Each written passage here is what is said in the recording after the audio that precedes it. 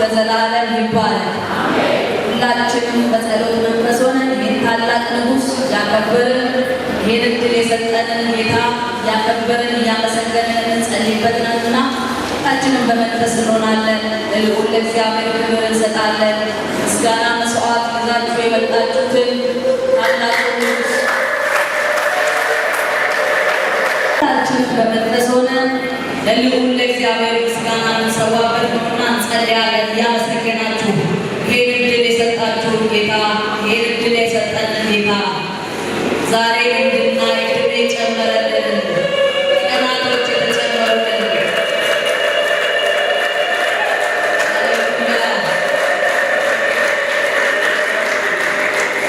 እግዚአብሔር ቀናት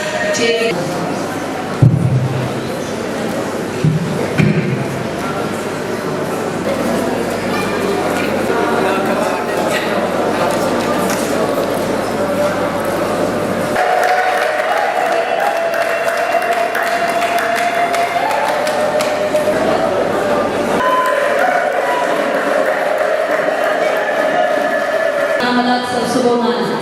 እንደገና ይሄን ቤተሰባዊነትን አድሷል። እግዚአብሔር ይሄንን ጥሪ ጠርቷል። ሕዝቡን በፍቅር ጠርቷል። እግዚአብሔር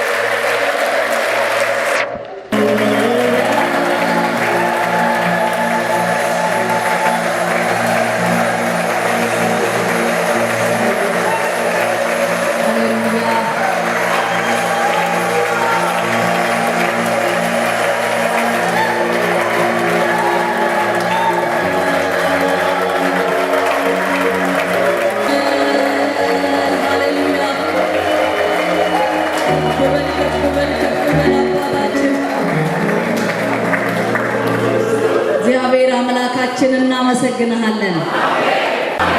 ማደሪያህ በምስጋና ይሞላ። ያለንን ምስጋና ይዘን መጣንተ ልንሰጥ መተናል። እናከብርሃለን።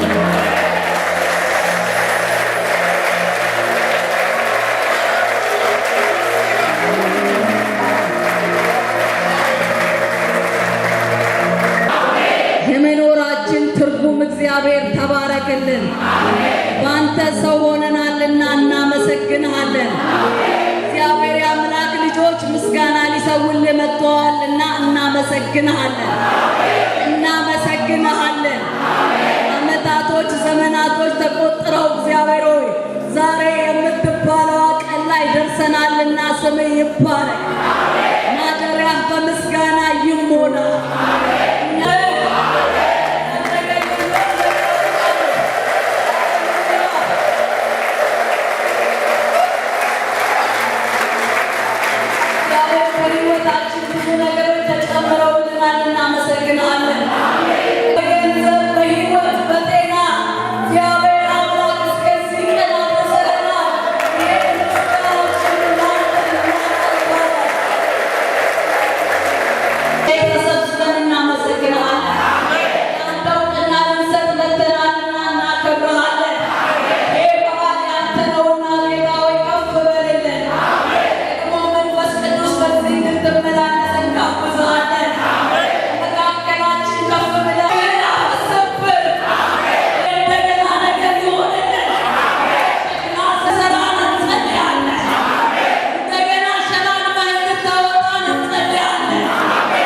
ያንተ ጊዜ ስለሆነ እግዚአብሔር በዚህ የምንሰራው ነገር ባለመከልከል ይሰራ። ልታካፍለን ያልከው ነገር እንካፈለው። መብላት የሚገባንን ነገር እንብላ። መጠጣት የሚገባንን ጽዋ እንደገና እንጠጣ። እንደገና የፍቅራችን ተሐድሶ ይመለስ። ሚዛናችንን እናንሳ። ህልውና እንደገና ይንካ። ልባችን እንደገና ይሰወር። እግዚአብሔር መንፈስ ቅዱስ ግባና ልባችንን ንካው። ቤተ ክርስቲያን ትንቢት አወጣል። መሰብሰብ ይሁንላት። እንደገና መቆም ይሁንላት። እንደገና መነሳት ይሁንላት። በሀገር ውስጥም በውጭ ያሉትን ምህረት ይሁንላቸው። ፍቅር ይሁንላቸው። አንድነት ይሁንላቸው። ሰላም ይሁንላቸው። መሰባሰብ ይሁንላቸው። አብሮት ይሁንላቸው። መካከል ያለውን አስወገድ ነው። አስወጣ ነው። ዘመናት አለቀስን፣ ዛሬ ደግሞ አሳየን። ተባረክ። ደግሞ እንዲቀጥል እንጸልያለን። ደግሞ መሰባሰባችን እንዲጨምር እንጸልያለን። እኛነቱን በዚህ መሰባሰብ ምክንያት ህዝብ ይፈወስ። ምድር እርቅ ይሁንላት። ምድራችን ሰላም ይሁንላት። የሆነ የሚወጣው ድምፅ ያስታርቃት። ተመላለስ። በነገር ሁሉ አንተ እርዳ። የሚያገለግሉ ሁሉ እርዳቸው። ህዝብህንም አንተ እርዳ። ለማስተዋል ባርከን። ክብር ሁሉ ለአንተ ይሁን። ሰላም ለእናንተ ይሁን። እግዚአብሔር አምላክ የተመሰገነ ይሁን። ይህንን ጉባኤ ሳስብ ሳይ ስትመጡ ስንቀበላችሁ እግዚአብሔር በውስጤ አንድ ቃል አስታወሰኝ። ያዕቆብ ከ14 ዓመት የሎሌነት ዓመት በኋላ ወደ አባቱ ቤት ሲመለስ በእግዚአብሔር ፊት እንዲህ የሚል ጸሎት ጸለየ። ከአገሬ ስወጣ ብቻዬን በትር ባዶ አጥር ይዘህ አሰረኝ ላከኝ። አሁን ግን ስመጣ የሁለት ክፍል ሰራዊት አድርገህ ላከኝ። እግዚአብሔር ይሁን። እስቲ ልጆች በሙሉ ትነሳላችሁ።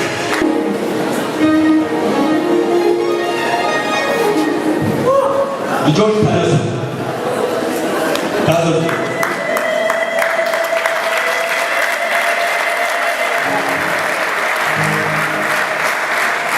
እነዚህ ቀጣይ የእግዚአብሔር ዘሮች ናቸው። እሺ፣ በመቀጠል ይህንን መሰባሰብ ምክንያት በማድረግ እናታችን የሺ ትመጣና ሻማ ትለኩልናለች።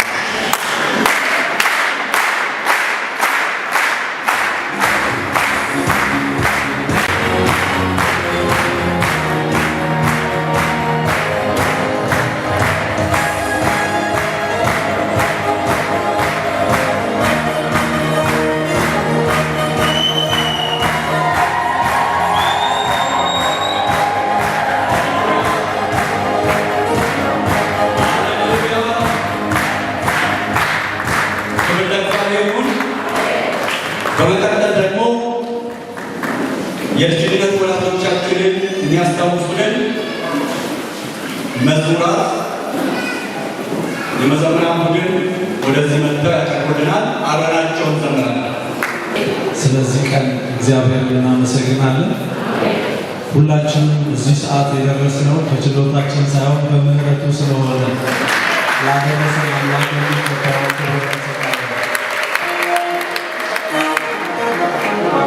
ዛሬም ከእሱ ምሕረትና ጥበቃ የተነሳ ደርሰናል። እዚህ ላደረሰን አምላክ ከሆነ እልልታና ጭብጨባው ከዚህ በላይ ነው።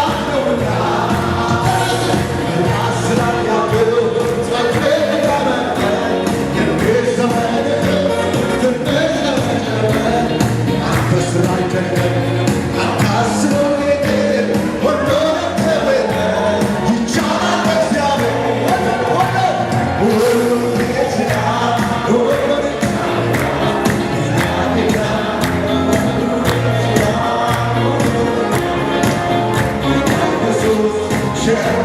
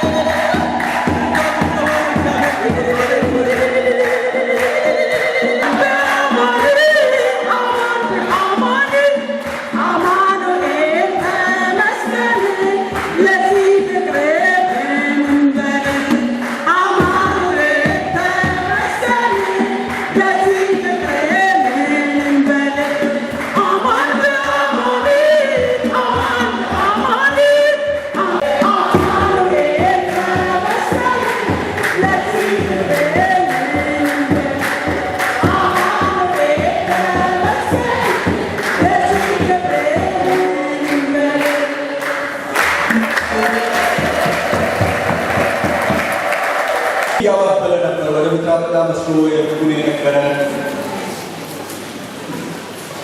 ማን እያሳሩ ያሳሰበ መሪዎች እንኳን አናውቀውም ነበር። ነገር እግዚአብሔር እንደዚህ ይደረግ ግን እርሱ ታማኝ በምድረ በዳ የተናገራቸውን ተስፋ ቃሎች በሙሉ አንድ በአንድ በሕይወታችን ውስጥ አለ። ክብር ለእግዚአብሔር ይሁን። መዘምራንን በጭብጨባ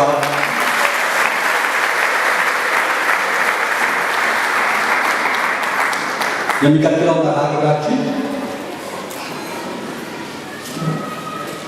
ስነ ጽሑፍ ነው።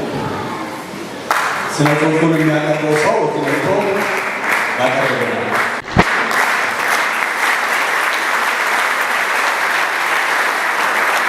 እግዚአብሔር በልጅነት ይሰራል። እግዚአብሔር በሽምግልና ይሰራል።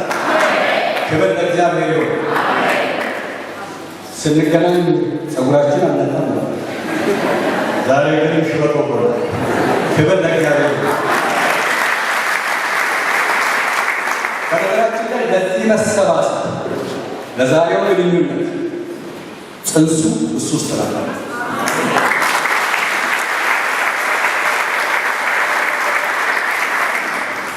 ክብር ሁሉ ለአምላካችን ይሁን። እስቲ ክብርን ለእግዚአብሔር ያምጡ። ሃሌሉያ ሃሌሉያ ሃሌሉያ። ክብር ለእግዚአብሔር ለአምላካችን ለዘመናት ለማይለወጠው እኔ እግዚአብሔር አልለወጥም ያለ አምላካችን ስሙ ይባረክ። ክብር አምጡ። ክብር አታቋርጡ። ክብር ለእግዚአብሔር ክብር ለእግዚአብሔር ክብር ለእግዚአብሔር። ሃሌሉያ። ኢየሱስ ክርስቶስ ዛሬ ለዘላለም ያው ነው። ሃሌሉያ።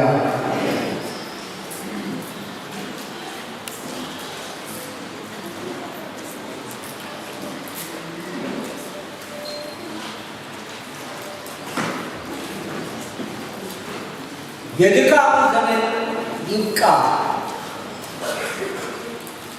የኢየሱስ ሥራ ወደር የለሽ የሚያኮራ በእኛ ዘመን ለእኛ ቃላት ያንሳል ማመስገን። የጌታችንን ሥራ ማዳኑን እንንገር፣ ታምራቱን እናውራ። የእኛን ልዩ ጥሪ ብዙ አነጋጋሪ ደጋግመነው እናውሳ። የስንቱን አበሳ ሽሮት እንዲረሳ ትናንትን ቀይሮ ዘንድሮን አሳምሮ ምስክር አቁሞ እናንተና እኔ ይኸው በሕይወት አለንበት። ሰብስቦ አገናኘ፣ ዛሬ አስተያየን፣ ቃል ኪዳኑ ዳኘ። ክብር ለእግዚአብሔር።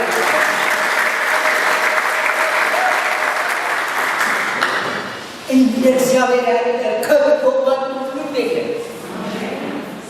ስግድ ተዘምሮ ስብከት ተጨምሮ አሜን እሺ ስንል አበዛን ሺ በሺ። ሃሌሉያ ክብር ለእግዚአብሔር።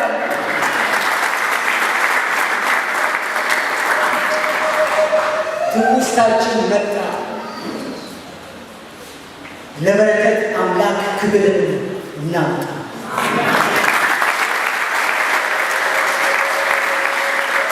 ፍሬዎቻችንን ያኔን እንዲያወሱ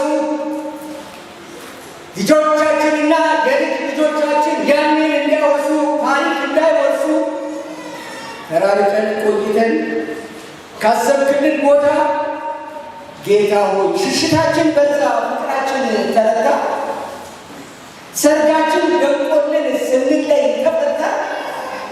ጌታ ሆይ ይቅርታ፣ ጌታ ሆይ ይቅርታ። አሜን እንላለን። ጌታ ሆይ ይቅርታ፣ አባት ሆይ ይቅርታ።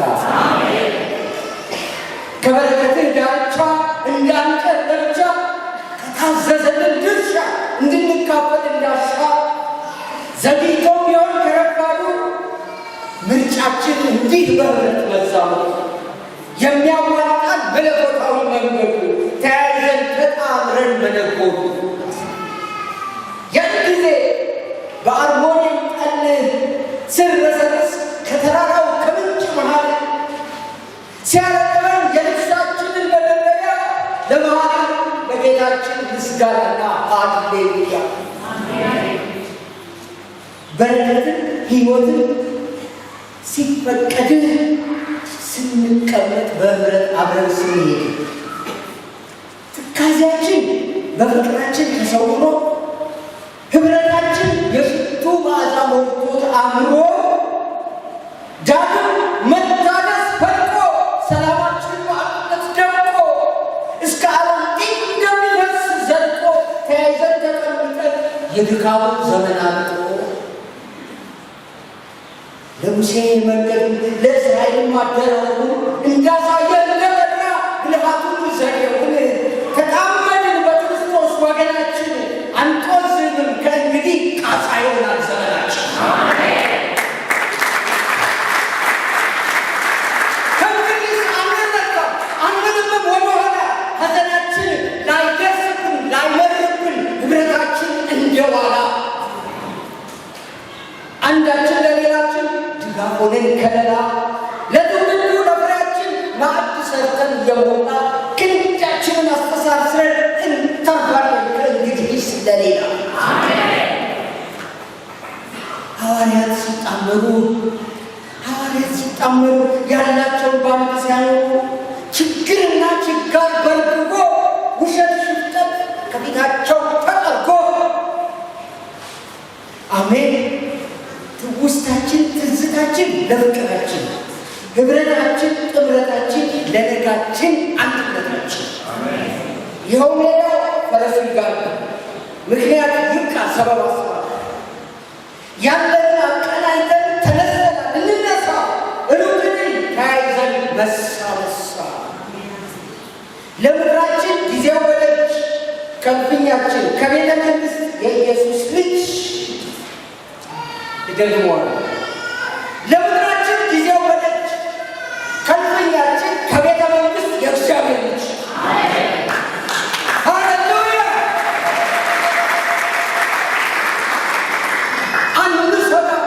አንሰጋም የተስፋችን ዘመን መጣ ጽዋው ሞላ ዘመን መጣ በህብረታችን እንወርሳለን እንደ ካሌብ ቃል እናውጣለን።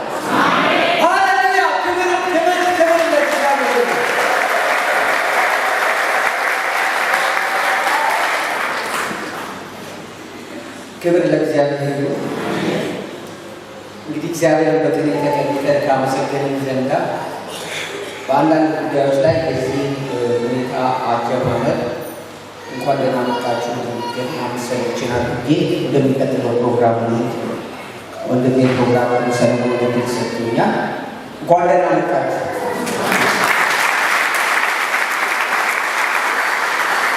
እንኳን ደህና መጣችሁ። ክብር ለእግዚአብሔር ይሁን።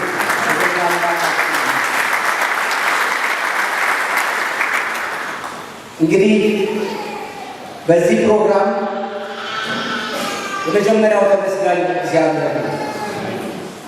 እግዚአብሔርን በእልልታና በጭብጨባ እንድናመሰግን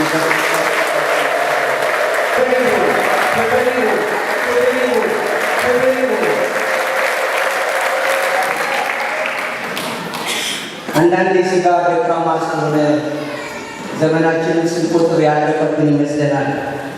አንድ ነገር ግን ደስ ይለናል። ይሄ ክብር እልልታ በሰማይ ይቀጥላል። ሁለተኛው ነገር በእውነት በዚህ መሰባሰብ ምክንያት አንዳንድ ከመካከላችን ወደ እግዚአብሔር በመሄድ የጎደሉ ቤተሰቦች በጎደሉ ወንድሞች፣ ልጆች፣ ባሎች፣ ሚስቶች የተነሳ ሐዘን የገባቸውና መጽናናት የሚገባቸው እህቶች፣ ወንድሞቻችን፣ እናቶቻችን፣ ልጆቻችን በክርስቶስ ፍቅር መጽናናት ይሁንላቸው። በቀረው ዘመናቸው እግዚአብሔር አይለያቸው። በጌታ በኢየሱስ ክርስቶስን ታላቁ አጽናኝ መንፈስ ቅዱስ በእነሱ ዙሪያ ዘመኑን ሁሉ እግዚአብሔር ይገኝላቸው ጸለይ። ጀመረ ነው። ይሄ ጉዳይ ሲጀመር በቅርቡ ወንድማችን ያው ስሙን ባነሳው የሂሩትዬ ባለቤት ሰለሞን ሼቴ እንደተለየን ይሄ ሁሉ የጉባኤ ሰው እዛ ነበረ የቀብሩ ጭምር ለምን የሚል ጥያቄ በሰዎች ዘንድ ተነሳ። ወንድሜ ኢንጂነር ሙሉጌታና ይልዱ ጋር ስናወራ እናንተ ቀጥሉ እኛ አብረን ነን አሉ። ዜናው ወንድሜ ዜናው በእውነት እግዚአብሔር አብዝቶ ውስጡን ትዳሩን ልጆቹን ይባርክ፣ በጣም ይባርክ። መጣና ምንድን ነው ሰለሞን እንዴት ነው አለ። እኔ ስፈራ ሲቸር ድሮ ከ6 ከ8 ከ10 ዓመት በፊት አዲስ አበባ ገባሁ ከናቲ ጋር ከዛም በኋላ ከይድነቃቸው ጋር ከዛም ከየብዬ ጋር ብዙ እናወራለን። ለመነሳት ስፕሪንግ እንፈልግ ነበረ። ወንድማችን ዜናው የሚገርም ፈጣን ስፕሪንግ ሆኖ በቀደም ከ3 ወር በፊት ማለት ነው 4 ወር በፊት ማለት ነው። እንዴት ነው ሲል እኔ እኮ አዲስ አበባም ስለሆንኩ አዲስ አበባን ከናዝሬት ጋር ማቀናጀት አንዳንዴ ስለሚከብድ ምን ይሻላል የዚህ ጉዳይ ይይዛለሁ አንተም ከጎናችን ላይ እንቀጥላለን። ቃላት ያገኛል።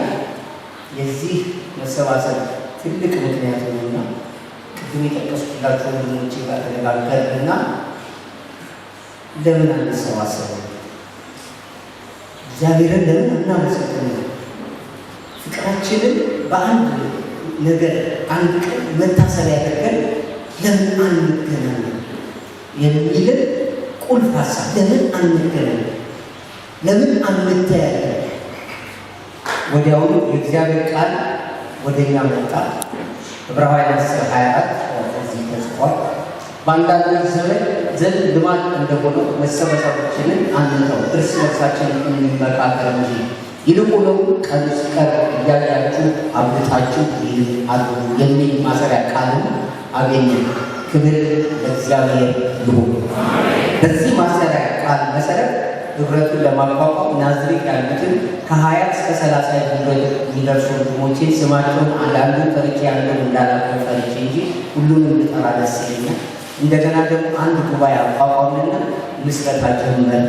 ሙሉ ሰዓት ኮሚቴ ተብሎ ለጊዜው እና ከፊት እንድንሆን ተደረገ። ማንም ፊተኛ የለም ያለ ጌታ በስተቀር። ለስራ ፊተኛ ነው ሁሉም ባለቤት በዚህ ጉዳይ። ከዛ ቀጥሎ አዲስ አበባ ሄድን። አዲስ አበባ ያሉትን አሰባሰብን። እኛ ብዙ ገፍተን ነበር። ደንብ ምን ብለን ለጊዜው እሱን አቅርቡት። ይሄ ምንድነው ባለሱ ቋንቋ ኔትወርክ መገናኘት፣ ኔትወርኩን አብዙልን ወደሚለው ቋንቋ ተመጣ። ይዞ እንዲቋቋም መገናኘት መሰረታዊ ነገር ሆኖ ዛሬ ተገናኘን። ክብር ለእግዚአብሔር ይሁን። ስለዚህ ህብረት አንደኛ የማይሆነውን ነገር ልንገራችሁ፣ እድር አይደለም። እድር ሳጥን በስቶስ ከመሸኘት ነው። የኛ ግን ከዛ ይለፍ የሚል ሀሳብ አለ። በኋላ አስተያየት ጊዜ ስላለ ሀሳቡ ታነሱታላችሁ። እድር አይደለም፣ ሳጥን በስቶስ ከመሸኘት አይደለም። ሁለተኛ የማይሆነው ነገር እንደ ቤተ ክርስቲያን አገልግሎት ሰጪ አይደለም። የጥምቀት የነፍሳት ማዳን፣ ከዛ ደግሞ ደቀ መዝሙር ማፍራት፣ ከዛ እንደዚህ ዶክትሪን አዘጋጅ፣ እንደዛም አይደለም። እሱ የቸርች የቤተ ክርስቲያን ስራ ነው። እንደዛም አይደለም። ቅድም ያያቸዋችሁ ልጆቻችሁን የልጅ ልጆችም ወልደናል። ክብሩ ለእግዚአብሔር ይሁን። በዚህ አጋጣሚ ትዳራችሁን፣ ልጆቻችሁን፣ የልጅ ልጆቻችሁን ይዛችሁ የመጣችሁ እግዚአብሔር ይባርካችሁ። እግዚአብሔር ይባርካችሁ። አሜን በሉ። እግዚአብሔር ይባርካችሁ። እግዚአብሔር ያክብራችሁ። ተባረኩልኝ። በዓመታዊ ጉባኤ በአገርም በውጭም ያለው ሕዝብ ተሰብስቦ የማመስገን ቀን ማድረግ፣ መገናኘት፣ መተያየት። ዛሬ ተሳስበን አንጠብቅም። ያው ሰላም ያላልኳችሁ ግማሹ እንደዛ ገና ሰላምታ አለን። ክብር ለእግዚአብሔር። የፍቅር ሰላምታ መጽሐፍ አለን። እንደ እግዚአብሔር ሰላምታ ሰላም ተባባሉ ተብሎ ተጽፏል። ሃሌሉያ። ስለዚህ አንደኛው ነገር በሩቅ ራሳችንን ማለት፣ ሁለተኛ ታሪካችን፣ የመገኘታችን፣ የመዳናችን ማለት ነው የክርስቶስ ፍለጋና እኛን ማግኘት ምስጢር ለልጆቻችን ማውረስ። ሶስተኛ በሩቅ ግን ፍቅራችንን ወደ ልዩ እድገት መለወጥ። ይህንን ፍቅር ያልተነሳው ፍቅር በ30 ዓመት ታሪክ ውስጥ ወደ ሌላ ለውጥ ወዳለው ለልጆቻችን ለልጅ ልጆቻችን ገንዘብን፣ እውቀትን፣ ስራም የሚሆን ነገር ለመፍጠር በምክር አስብ። አሜን ይሁን። አሜን ይሁንልናል። ስለዚህ ጌታ እግዚአብሔር ቢፈቅድ ፍቅራችንን መለወጥ በህልማችን እናስባለን። ይህ ህብረት ሌላው ለማንም አይደለም። ምክንያቱም በዚህ ህብረት የተሰበሰቡ ሰዎች ከተለያየ ቤተ እምነት መጣ፣ የተለያየ አጥቢያ፣ በተለያየ ስፍራ የሚኖር ወደፊት ከተለያየ ስፍራ ከአውሮፓ ከአሜሪካ መጥቶ የሚቀላቀሉበት የበጎ ፈቃደኞች የዛ ዘመን በተለይ የ1980ዎቹ የተሃድሶ ፋና ወጊ ወገኖች ህብረት ነው። አሜን የሚል አሜን። ሃሌሉያ። ላይ ካለበት ይጸልያል፣ ከሁሉ የመጣውን ይቀበላል። ብቻ ኢየሱስ ክርስቶስ ጌታ እንደሆነ የሚያምን ሆኖ በህብረቱ የሚቀጥል በጎ ፈቃደኛ የፍቅር ሰው አብሮን ይተማል። ክብር ለእግዚአብሔር ይሁን። ዛሬ በዚህ ጉባኤ ስንሰበሰብ ምርጫ አድርገን ሰብሳቢ፣ ምክትል ሰብሳቢ እንደዚህ አድርገን እናቋቁመውና ለነሱ አደራ እንስጥ ብለን ስንል ወንድሞች ምናምን መሰላችሁ ኖ ምርጫ ወንበር ምናምን ጠብ ያመጣል። እዛ አትሄዱብን። አሁን ፋሽን የሆናችሁ ውስጥ የገባችሁ ወገኖች ወንድሞች እናታችሁ ይዛችሁልን ሂዱ። እስኪ አስተያዩ፣ አስተሳስሩ፣ አገናኙን አሉ። ክብር ለእግዚአብሔር ይሁን። በዚህ የተነሳ በዛሬው ህብረትና ግንኙነት በሚገርም ሁኔታ በተለይ ናዝሬት የአዲስ አበቦችን ተጨምረውበት በእውነት ከ100 ብር ጀምሮ እስከ 5000 ብር በፈቃዳቸው ያወጡ ወገኖች ዛሬ ለተደረገው ዝግጅት ከ45000 እስከ 50000 ብር ወጪ በማድረግ የምሳ መስተንግዶ ተዘጋጅቶ ለዚህ የፍቅር ህብረት ክርስቶስ እንዳደረገው እንደ ማዕዱ አብሮ ለመቋደስ እድል ሰጥተዋልና እግዚአብሔር ይባርካቸው። አጨብጭቡ። እናቶች የተገኘንባት ታሪክ ሄዶ እዚህ ስፍራ የአምልኮ የመታሰቢያ ቦታ ይሄ ህንፃ ገንብታ የቆየች አማኑኤል ህብረት ቤተክርስቲያን የመጀመሪያዋ ጠየቅንና ቤታችሁ ነው ብለው የቤተክርስቲያን መሪዎችና መጋቢያው በዚህ ተቀሙ። ወንበርም አላለ፣ ድምፅ ማጉያ አላለ፣ መብራት አላለ፣ አዳራሽ አላለ፣ ቅጥር ግቢ አላለ። እሱ ራሱ ከፍተኛ ወጪ ቤታችሁ ነው ብለው በማለታቸውና እንድንስተናገድ መታሰቢያው ከዚህ እንዲጀምር ስለተደረገ በእጅጉ ወገኖችን ሀሴት አድርገናል። የንጉሥ ኮሚቴ አባሎች ለእነሱ ምስጋና አቀርባለሁ። በዚህ ጉዳይ ላይ ጉልበታቸው ጊዜያቸው ከሌላ ጋር እዚህ ሻማን ከለኮሱልን ከትዬሽ እንግዲህ ከሳቸው እድሜና በሳቸው እድሜ ያለዋል እነሱ ናቸው። በእውነት ስስቶቻችን ናቸው። ግን አብረን መንግስትን የምንወርስ ሆነን በዚያ ስለምንገናኝ ሀሴት እናደርጋለን። ከእነሱ ጀምሮ ጉልበታቸው፣ ገንዘባቸው፣ ጊዜያቸው፣ እውቀታቸው መስዋዕት ያደረገ ወንድማችን ዜናው እነ ፍቃዱ ጨምሮ እነ ውዴን ጨምሮ እነ አዳሩን ጨምሮ እነ ናትናኤልን ጨምሮ ስንቱን ባልጠራችሁ ይቅርታ እናንተ ሁሉ በእውነት አንድ ጊዜ ትነሱና ለእግዚአብሔር ክብር ህዝቡ ያጨብጭብልን። እናንተ ሃሌሉያ! እግዚአብሔር ይባርካችሁ። አሜን። ይገርማችኋል። የቀድሞ ዲያቆናት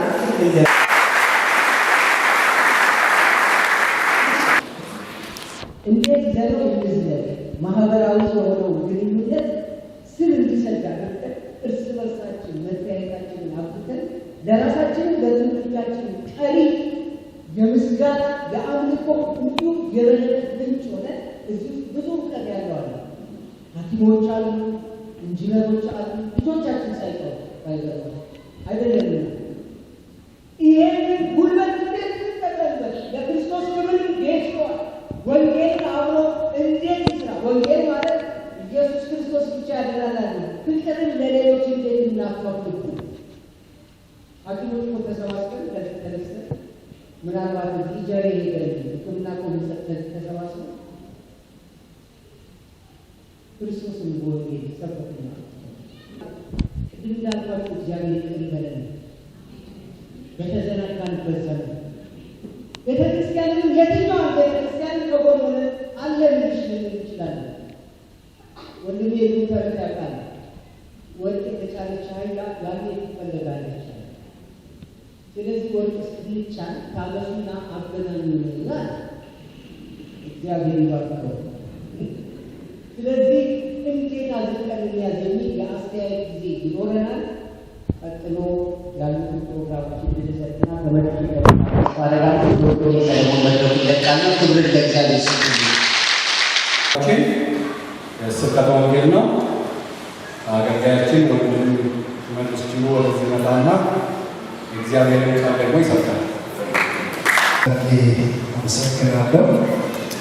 ብዙ ጊዜ ስንሰባሰብ ወይ ሰርግ ወይ ደግሞ አደጋ ሲኖር እንሰበሰባለን። ይህ ግን ዛሬ ልዩ ቀን ነው። እንኳን አደረሳችሁ።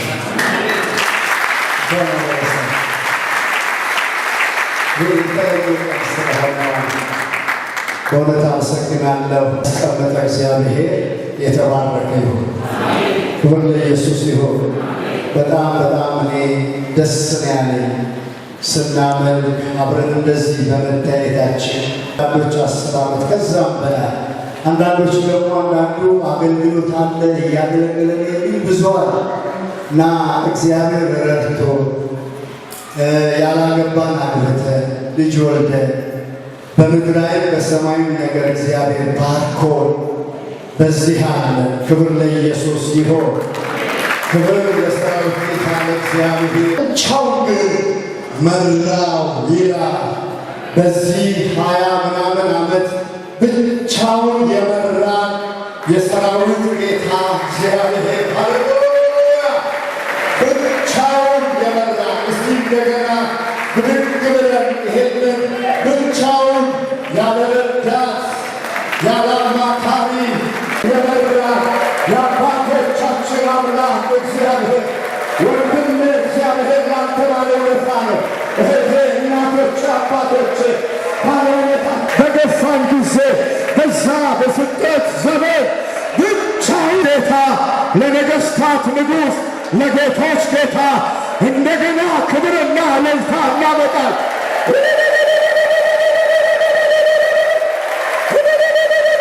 ረዳኸን፣ አገዝከን አባ። ምሕረት በእኛ ላይ በዛ። ከድካማችን ይልቅ ከኛ ስንፍና ከኛ ድካም ይልቅ የጸጋውን ባለጠግነት ያሳይዘን እግዚአብሔር።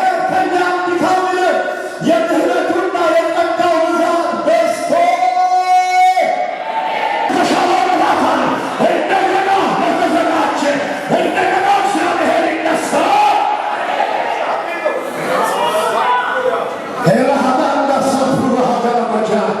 አሜን። እግዚአብሔር በህይወት በዚያን ለቆም የሚገባን አልነበርንም።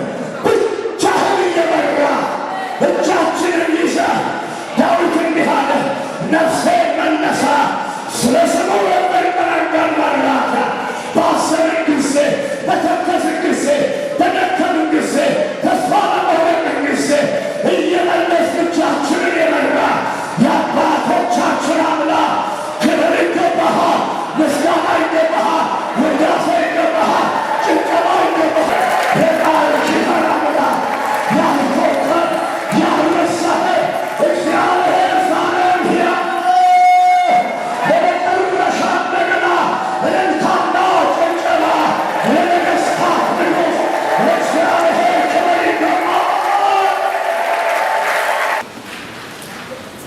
እግዚአብሔር አምላክ የተባረከ ይሁን። ጌታ ይባረክ። ምናልባት ለማታውቁ ብዙ ቤተ ክርስቲያን አግብቼ 4 ልጆች አለሁ።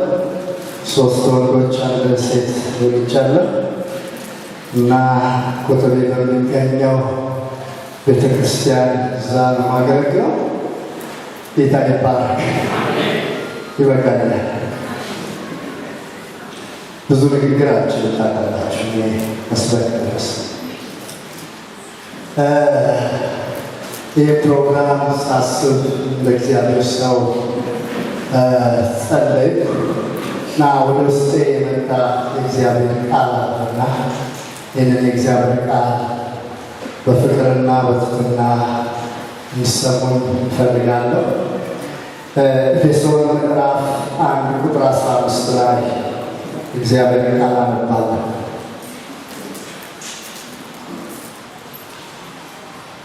በጌታ ስም አነባለሁ። ስለዚህ እኔ ደግሞ በእናንተ ዘንድ ስለሚሆነው በጌታ በኢየሱስ ስለማመንና ለቅዱሳን ሁሉ ስለሚሆነው መውደድ ሰምቼ ስለ እናንተ እያመሰገንኩ ስጸልይ ስለ እናንተ ማሰብን አልተውም። የክብር አባት የጌታ ኢየሱስ ክርስቶስ አምላክ እሱን በማወቅ የጥበብና የመገለጥ መንፈስ እንዲሰጣችሁ ለምናለሁ። ይህ የልቦናችሁ ዓይን ሲበራ የመጥራቱ ተስፋ ምን እንዲሆን በቅዱሳን ዘንድ ያለው የርስት ክብር ባለጠግነት ምን እንዲሆን ለምናምን ከሁሉ የሚበልጥ የኃይሉ ታላቅነት ምን እንደሚሆን ታውቁ ዘንድ ክርስቶስን ከሙታን ሲያስነሳው ካለቅነት ከስልጣን ከኃይላት ከጌትነት ሁሉ በላይና በዚህ ዓለም ብቻ ሳይሆን ነገር ግን ሊመጣ ባለው ዓለም ደግሞ ከሚጠራው ስም ሁሉ በላይ በሰማይ ስፍራ በቀኙ ሲያስቀምጠው በክርስቶስ ባደረገው ሥራ የብርታቱ ጉልበት ይታያል። ሁሉም ከእግሩ በታች አስገዛ፣ ከሁሉ በላይ ራስ እንዲሆን ለቤተ ክርስቲያን ሰጠ። እርሷም አካሉና ሁሉ በሁሉ የሚሞላ የእርሱ ሙላት ነች ይላል። ስለ የልቦናችን ዓይን ስለ መብራት በሚለው ትንሽ ነገር እናገራለሁ። እግዚአብሔር እንደረዳኝ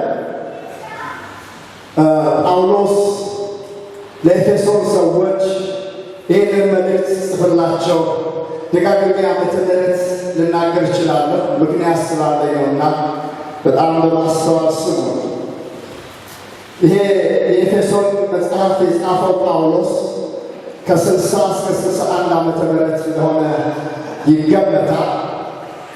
ጳውሎስ ይሄንን ለኤፌሶን ሲጽፍላቸው በመጀመሪያ በኤፌሶን ለ3 ዓመት እንደነበረ መጽሐፍ ቅዱስን ስናጠና እናገኘዋለን። በ53 በ54 በ55 ዓመተ ምሕረት በኤፌሶን ቁጭ ብለው እንዳስተማረ መጽሐፍ ቅዱስን እናገኛለን። ትንሽ ስለ ኤፌሶን መናገር ፈልጋለሁ። ኤፌሶን ማን ነች ስንል በትንሿ እስያ ውስጥ የምትገኝ አገር ነች። ኤፌሶን የወደብ ከተማ ነች፣ የንግድ ከተማ ነች። በኤፌሶን ውስጥ ከ7ቱ ኃያላን ከሚባሉ አገሮች ውስጥ ገናናና ውብ የሆነች ከተማ እንደሆነች መጽሐፍ ቅዱሳችንን ማግኘት ወይም ማንበብ እንችላለን። ይሄ አንዱ ኤፌሶንን ልዩ ያደረጋት ከግሪኮች አርጤምስስ የምትባል ትልቅ ጣዖት ሰርተዋል። በሮማንያ ደግሞ እቹ አርጤምስስ ዲና የምትባል እነ ዲሜጥሮስ ብዙ ዘመን ብረት የማለት ድረስ ሰሪዎች ናቸው። ለዚህ ለአርጤምስስ የተለያዩ ሰዎች እየሸጡ የከበሩ ሰዎች ናቸው። ከግሪክ ይመጣሉ፣ ከእስያ ይመጣሉ። የንግድ ከተማ ስለሆነ ከተለያየ ዓለም ዙሪያ ሁሉ ወደ ኤፌሶን ይመጣል። ጳውሎስ ግን ወደ ኤፌሶን ሲገባ ብዙ ሰው አርጤምስስ ታላቅ ነች ብለው ስለሚያወሩ ጳውሎስ ግን ገባና ታላቅ የሆነው ኢየሱስ ነው ብሎ ተናገረ። በዚህ ሰዓት ኤፌሶን ለአንድ ቀን ለግማሽ ቀን ሁከት ሆነና ታወቀ። ሰው ሁሉ ለምን እንደሚጮህ እስከማያውቅ ድረስ ዝም ብለው ይጮኻል። ይህ ጊዜ በዛ የነበሩ ፖሊሶች ወይም ወታደሮች አረጋግተው ከዛ አንድ ነገር ሆነ። ማንም ታላቅ አይደለችም የሚል የለም ብለው ጳውሎስና ጓደኞቹ ገብቼ ወንጌል ልስበካ። ጳውሎስ እስር ቤት መድረኩ ነው። የትኛው ቦታ ጳውሎስ ወንጌል መድረኩ እንደነበርና ይሄ የእግዚአብሔር ጳውሎስ እንደዚህ በጣዖት የተሞላችውን ከተማ ሲለውጣትና ሐዋርያት ሥራ ምዕራፍ 19 ላይ ሄዳችሁ በምታነቡበት ጊዜ በእጆቹ ታላላቅ ተአምራት ይሆኑ ነበር። ከአካሉ ላይ ልብስ እየተወሰደ በሽተኞች ይፈወሱ ነበር። አጋንንት ይወጣ ነበር። በጣዖት የተሞላችው የኤፌሶን ከተማ ቀየራ፣ ለወጣትና የወንጌል ማዕከል አደረጋት። ክብር ለእግዚአብሔር ይሁን። በዚህ አይነት ሁኔታ ውስጥ ጳውሎስ ካገለገለ በኋላ ወደ ሌላ አገር ተልኮ አድርጎ ወደ ሌላ የወንጌል ሚሽን ወይም ወደ ወንጌል ተልኮ ከዓመት በኋላ ጳውሎስ የጻፈላቸው ሲጀምር ቁጥር 15 እና 16 ላይ ስለ እናንተ ሰምቼ ይላል። የመጀመሪያው ነገር ጌታ ስለማመናችሁ አሁንም ቀጥላችኋል። ሌላው ደግሞ በወንድሞች መካከል ስለነበረው ፍቅራችሁ ስሰማ እግዚአብሔርን ስለ እናንተ አመሰግናለሁ ይላል። ቀጥዬ ግን ባለማቋረጥ የምጸልየው የጥበብና የመገለጥ መንፈስ የክብር አባት የጌታ ኢየሱስ ክርስቶስን አምላክና አባት እሱን እንድታውቁ የጥበብና የመገለጥን መንፈስ እንዲሰጣችሁ ባለማቋረጥ ምን አደርጋለሁ? እጸልይላችኋለሁ ብሎ ጳውሎስ ለኤፌሶን መልእክት ሲጽፍላቸው እንመለከታለን። በድጋሜ ጳውሎስ እዛ 3 ዓመት ቆይቶ ደብዳቤ ጽፎላቸዋል። ከ10 ዓመት በኋላ እሱን ተክቶ የተቀመጠ መጋቢ ሆኖ የተቀመጠ ጢሞቴዎስ አንደኛ ጢሞቴዎስ ምዕራፍ 1 ላይ ራእይ የተጻፈው ከ80 እስከ 90 ዓመተ ምህረት ከ20 እስከ 25 ዓመት በኋላ ኤፌሶን ምን አይነት ሁኔታ ውስጥ ሆነች ብለን ስናይ እንዲህ ይላል ሐዋርያው ዮሐንስ ስራህን አውቃለሁ፣ ድካምህን አውቃለሁ፣ ትዕግስትህን አውቃለሁ። አንዳንድ ሐዋርያ ያልሆኑ ሰዎች መርምረህ አግኝተሃል። ሐዋርያ የሚሉትን ሐዋርያ እንዳልሆኑ መርምረህ አግኝተሃል። ይህንን ቆላስይስ ትምህርት ጠርተሃል። ነገር ግን የቀደመውን ፍቅር ጥለሃል። ወደ ቀደመው ነገር ተመለስ። ወደ ቀደመው ነገር ውስጥ ና። ወደ ቀደመው ነገር ውስጥ ተመለስ። የቀደመውን ፍቅር ምን አድርገሃል? ጥለሃል። እቺ የወንጌል ማዕከል የሆነችው ኤፌሶን ወንጌል ቃለች፣ ፍቅር ቃለች፣ ራዕይ ቃለች፣ ህብረትና አንድነት ቃለች። እግዚአብሔር በሐዋርያው ዮሐንስ መልእክት ልኮላል ነበር። ተመለሽ፣ ወደ ቀደመው ነገርሽ ነይ፣ ወደ አንድነትሽ ነይ፣ ወደ ፍቅርሽ ነይ። አለበለዚያ ንስሐ ባትገቢ፣ ወደ ቀደመው ነገር ባትመጪ ከአንቺ መቅረዝሽን አነሳለሁ አለ እግዚአብሔር። ኤፌሶን አልተመለሰች። ዛሬ ኤፌሶን በምዕራብ ቱርክ የምትገኝ ቆጵሮስ የምትባል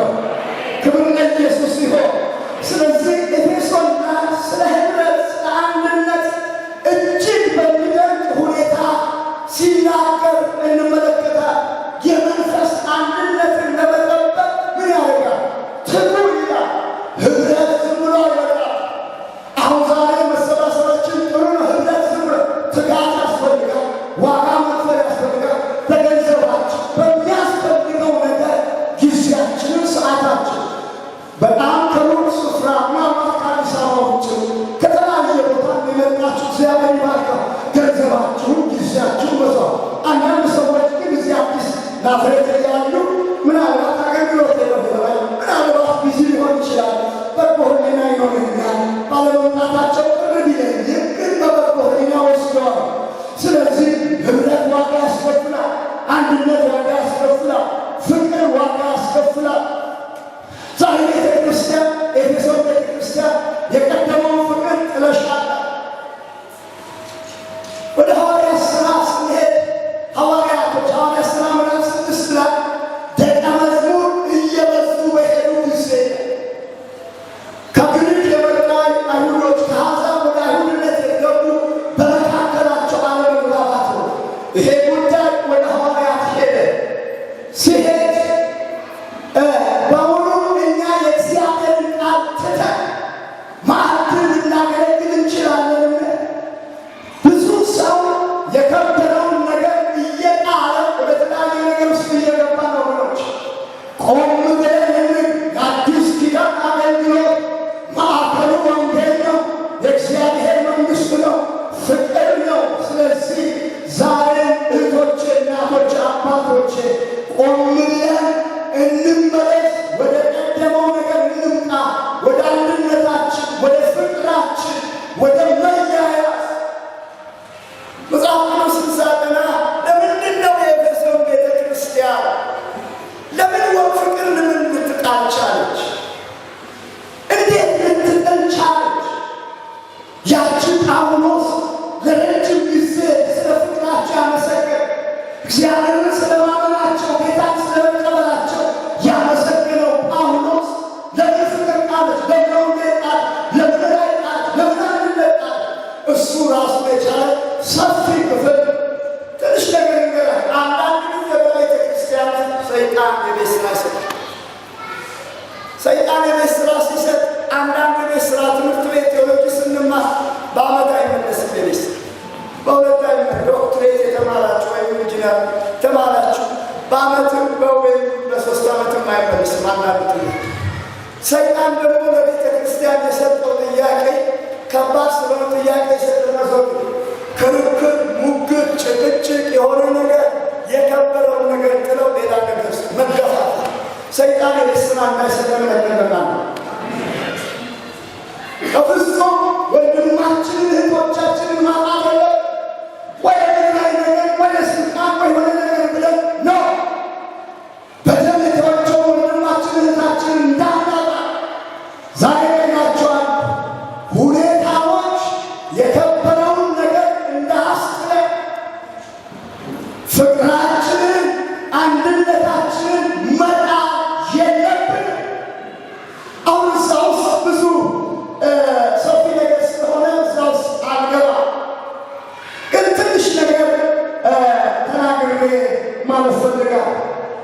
ጳውሎስ የጥበብና የመገለጥን መንፈስ እንዲሰጣችሁ ባለማቋረጥ እለምናለሁ ብሎ ሲናገር ይሄ ጥሩ ነው። ክርስቶስን ማመናችሁ ጥሩ ነው። ወንድሞቻችን የመውደዳችሁ ግን እግዚአብሔር የክብር አምላክ የጌታችን የኢየሱስ ክርስቶስ አምላክና አባት እሱን እንድታውቁ የጥበብና የመገለጥን መንፈስ እንዲሰጣችሁ እጸልያለሁ ማለቱ ሰዎች ወገኖች ክርስትና የመገለጥ ሕይወት እንጂ ልማድ አለ። እዚህ የደረስነው ተገልጦልን በማወቅም ባለማወቅም እውቀት የጎደለ እናት ነበረ። ግን አንድ ነው ኢየሱስ በገዳም እያለ ወይም ደግሞ በተለያየ ቦታ እያለ ተገለጠልን። ኢየሱስ ክርስትና የመገለጥ ሕይወት ነው። አንድ ነገር እንገራችሁ፣ ብዙ የኢትዮጵያ ምድር እጅ አገልግያለሁ። ዩኒቨርሲቲ ብዙ ተጋብዣ አገልግያለሁ። ብዙ የዩኒቨርሲቲ ልጆች በጥባጮች የክርስቲያን ልጆች ናቸው።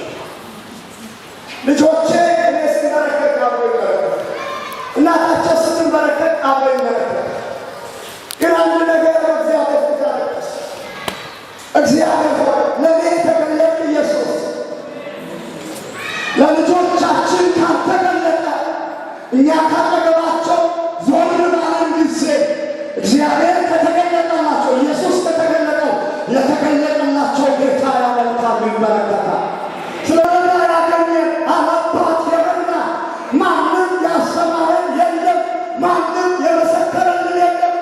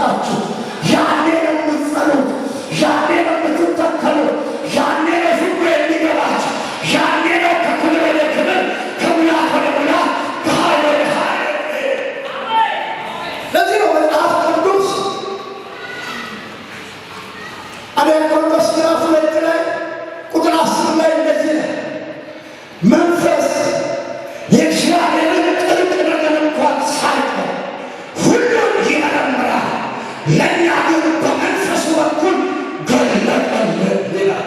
ሃሌሉያ! ስለዚህ በሰው ያለውን ማንም ስለ ሰው አውቀው፣ ግን የእግዚአብሔር መንፈስ በሰዎች ውስጥ በእግዚአብሔር ዘንድ እንኳን ያለውን ነገር ምን ያደርግልናል? ይገልጥልናል። ክብር ለኢየሱስ ክርስቶስ ይሁን። አንድ ሰው ጮኸ አሜን ይበል። አንዱ ሐዋርያቶች ሲጠየቁ እንዲህ አሉ፣ ስለ ሕይወት ቃል ልናወራላችሁ እንፈልጋለን። ከመጀመሪያው የነበረውን ስለ ሕይወት ቃል እናወራለን። ሰምተናል፣ አይተነዋል፣ ደግሞ በእጆቻችን ዳሰነዋል፣ ደግሞ በልተናል፣ አብረን አሳልፈናል። ጥሩ ነው፣ ግን እሱን አንጠቅማል። እኛ ግን ከአብ ዘንድ የነበረውን ሕይወት ያ ከአብ ዘንድ ምን አለ ተገለጠልን። ስለ ሰማን አይደለም፣ ስላየን አይደለም፣ ስለ ዳሰስነው አይደለም፣ ግን ከአብ ዘንድ የተገለጠልን ሕይወት እናወራለን፣ እንሰብካለን፣ እንነግራቸዋለን። ሃሌሉያ! በቴዎሎጂ በተማርነው ብቻ አይደለም፣ ወይም ደግሞ አባቶቻችን ባስተማሩ እሱ ጥሩ ነው፣ እሱ መልካም ነው፣ ጥሩ ነው። ግን የመገለጥ መንፈስ በሕይወታችን ሊያገኘን ይገባል። የእግዚአብሔር መገለጥ ሊያገኘን ይገባል። ለልጆቻችን፣ ለራሳችን። አለበለዚያ ባለንበት ነው የምንሆነው። የዛሬ 10 ዓመት የዛሬ 5 ዓመት ያው ነው የምንሆነው። የእግዚአብሔር ቃል ሊገለጥልን በመንፈሱ ሊገለጥ እግዚአብሔር ራሱ ሊገለጥልን ሁልጊዜ ሊጸልይ ይገባል። አሁን ስለዚህ ነው ይሄ ረሃብ ይዞት የሚጮኸው ወገኖች። አንድ ወቅት ኢየሱስ ክርስቶስ ጠየቃቸው ለደቀ መዛሙርቱ፣ ሕዝቡ እኔን ማን ይሉኛል? አንተ በጥሩ ዮሐንስ፣ አንተ ኤልያስ፣ አንተ ኤርምያስ፣ አንተ ከነቢያት አንዱ ነህ ይሉሃል። የሕዝቡ አመለካከት 4 አይነት አመለካከት። ጥሩ ሕዝቡ እንደዚህ አለ፣ እናንተ ስለኔ ማን ትሉኛላችሁ ስላቸው፣ ጌታ ሆይ አንተ የሕያው የእግዚአብሔር ልጅ ክርስቶስ ነህ አለ። የዮና ልጅ ስምዖን ሆይ ይሄ ሥጋና ደም አልገለጠልህም፣ የአባቴ መንፈስ ይገለጠልሃል። ስለዚህ በዚህ መረዳት በዚህ መገለጥ ቤተ ክርስቲያንን ባንተ ላይ እሰራለሁ፣ የገሃነም ደጆች አይችሉትም ብሎ ስልጣንን እንደሰጠው ነው። ወገኖች ቸርች የሚመሰረተው በእግዚአብሔር መገለጥ ፈቃድ እንጂ ብርና ነቢይ ስለሆነ ፓስተር ስለሆነ አይመስልም። በአምላክ መገለጥ የፈለገው አገልጋይ ብንሆን እግዚአብሔር ከተገለጠ በኩርፊያ ገንዘብ ስላለው ብዙ አንዳንድ ሀገሮች ላይ ሄጄ ቸርች መክፈት እንፈልጋለን ብለው ሰዎች አገናኙ። እግዚአብሔር ብለዋል። የእግዚአብሔር መገለጥ በአንተ ላይ አለው። በእግዚአብሔር መገለጥ ከሆነ ፍሬያማ ከሆነ የተገለጠልህ እግዚአብሔር በምስጢሩ ይወስዳል። ቸርች ያለው ለመባል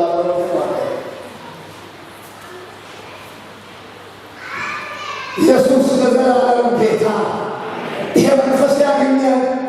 ይሄ የመገለጡ መንፈስ እግዚአብሔርን ወደ ማወቅ፣ ወደ እዛ አንድነት፣ ወደ እዛ ሙላት በዚህ ይባርከን እግዚአብሔር።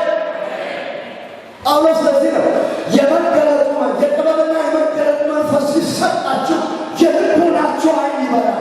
የልቦናችን ዓይን መብራት ማለት መረዳት፣ ማስተዋል፣ ማወቅ እንረዳለን፣ እናውቃለን። የጥበብና የመገለጥ መንፈስ ሲሰጣችሁ የልቦናችሁ ዓይን ይበራል። የልቦናችሁ ዓይን ሲበራ ደግሞ የመብራቱ ተስፋ ምን እንደሆነ ይነግራችኋል፣ ታውቃላችሁ። አንደኛ የልቦናችን ዓይን ሲበራ የመብራቱ ተስፋ ምን እንደሆነ ይገባል። በተስፋ የተጠራ ለዚህ ነው ያዳነን በቅዱሱ አጠራሩ የጠራን እግዚአብሔር የተጠራችሁት ይላል የዕብራውያን ጸሐፊ ለሰማይ ተካፋዮች ናችሁ፣ የሰማይ ጥሪ ተካፋዮች ናችሁ ብሎ ይነግረናል። ወገኖች እግዚአብሔር እኛን ሲጠራ አምኖ ሆነ ይጠራ። ዓላማውን አጀንዳውን አደራ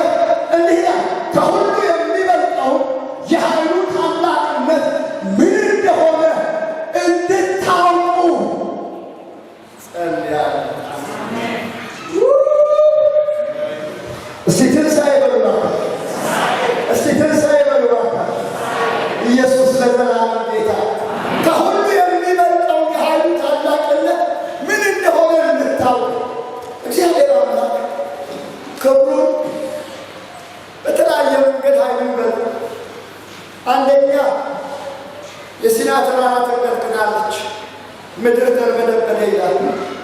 ቀይ ባህር ተከፍሏል። ዮርዳኖስ ተከፍሏል። ብዙ ሙታኖች ብዙ ነገር ተነስተዋል። አዎ እግዚአብሔር ያንን ኃይሉን ገልጧል። ግን እግዚአብሔር የብርታቱን ጉልበት አሜዚንግ ነው።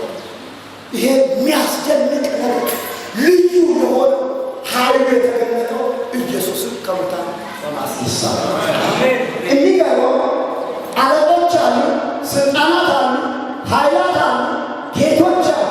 እነዚህ ተባብረው ነው ኢየሱስን ምን ያደርጉ የቀበሩ። እነዚህ ተስማምተው አብረውታል። ለዚህ ነው ከአለቆች ከስልጣናት ከጌትነት በላይ አደረገው። በዚህ ለአይሁድ ባለስልጣንና ለሃይማኖት መሪዎችም ለአጋንንቶችም ለሁሉ የሚያጠቃል ከሁሉ በላይ ራስ አደረገ፣ ሁሉም ከእግሩ በታች አደረገው ብሎ መጽሐፍ ቅዱስ ይናገራል። እግዚአብሔር ኢየሱስን ከሙታን ሳስነሳው የብርታቱ ጉልበት ነው የተገለጠው። ኢየሱስን አስነሳውና እናንተ አለቆች፣ እናንተ ባለስልጣናት፣ እናንተ ጌቶች፣ እናንተ ኃይላት ገድላችሁታል፣ አሁን ግን ከእናንተ በላይ ነው።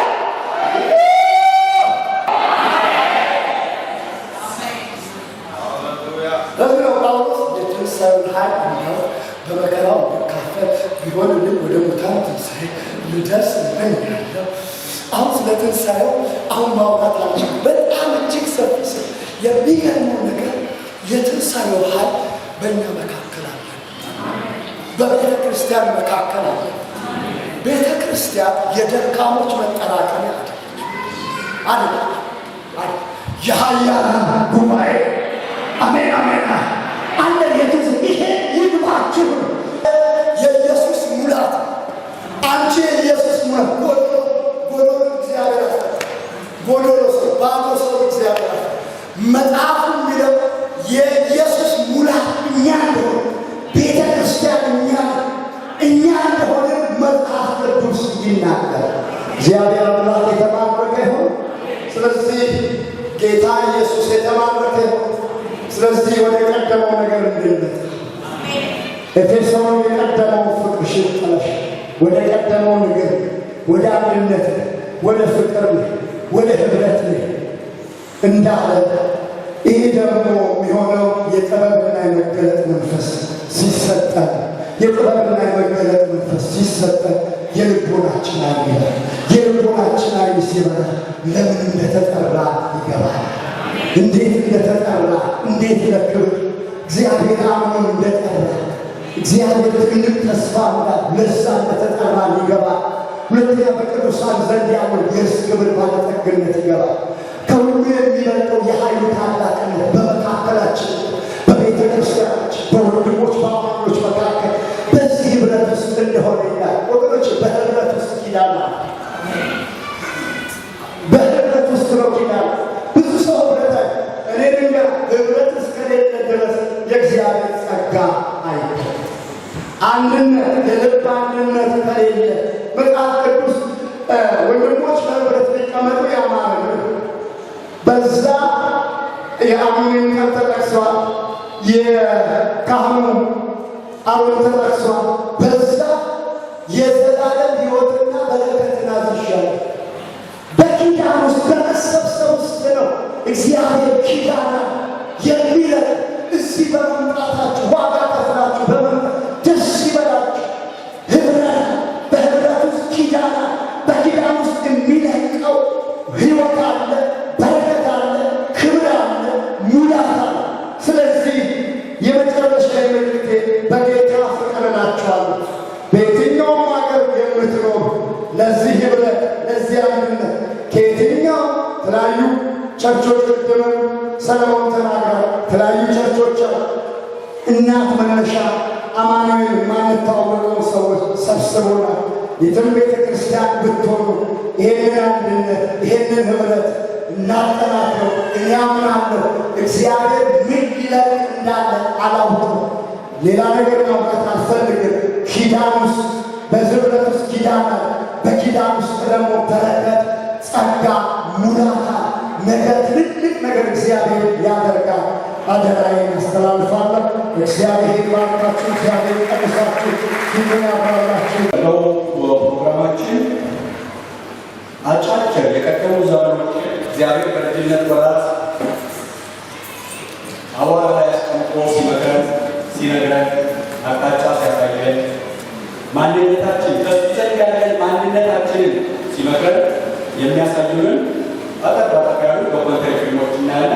ወንድሜ ዜናው ወደዚህ ይመጣና ያዘጋጃል።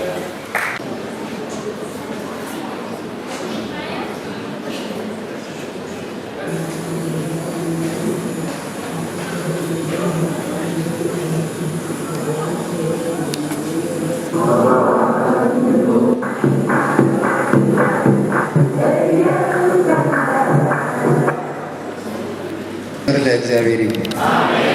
ዛሬ እንደገና አምላክ እግዚአብሔር ብለን ነው የፕሮግራማቸውን የምናካሂደው።